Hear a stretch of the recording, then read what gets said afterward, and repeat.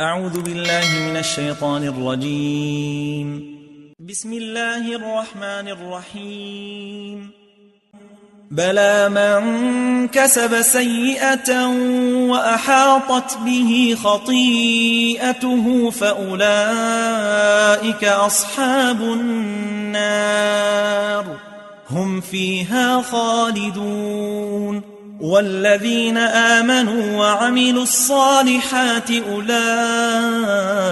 أصحاب الجنة هم فيها خالدون.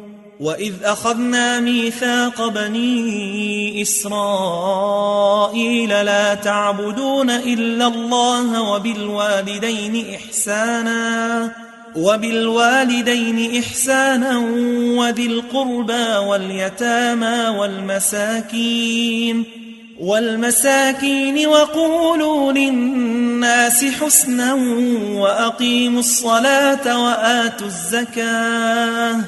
وأقيموا الصلاة وآتوا الزكاة ثم توليتم إلا قليلا منكم وأنتم معرضون.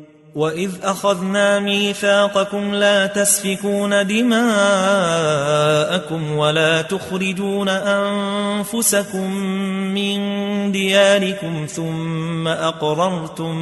ثم أقررتم وأنتم تشهدون. ثم أنتم هؤلاء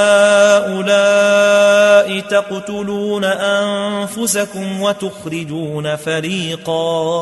وتخرجون فريقا منكم من ديارهم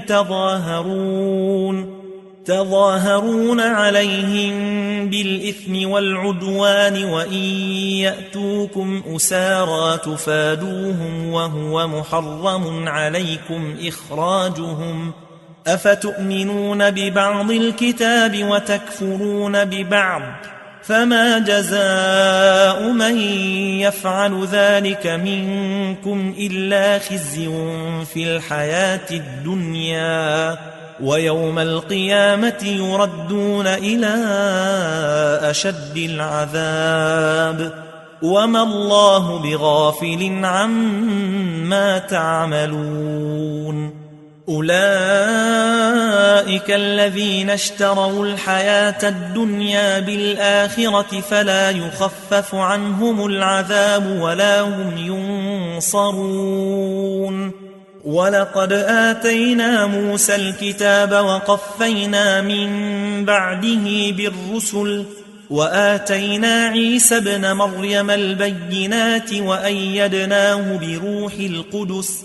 أفكلما جاءكم رسول بما لا تهوى أنفسكم استكبرتم ففريقا كذبتم وفريقا تقتلون.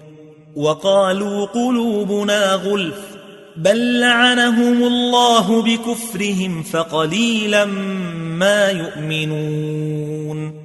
ولما جاءهم كتاب من عند الله مصدق لما معهم وكانوا من قبل يستفتحون على الذين كفروا فلما جاءهم ما عرفوا كفروا به فلعنة الله على الكافرين. بئس ما اشتروا به أنفسهم أن يكفروا بما أنزل الله بغيا أن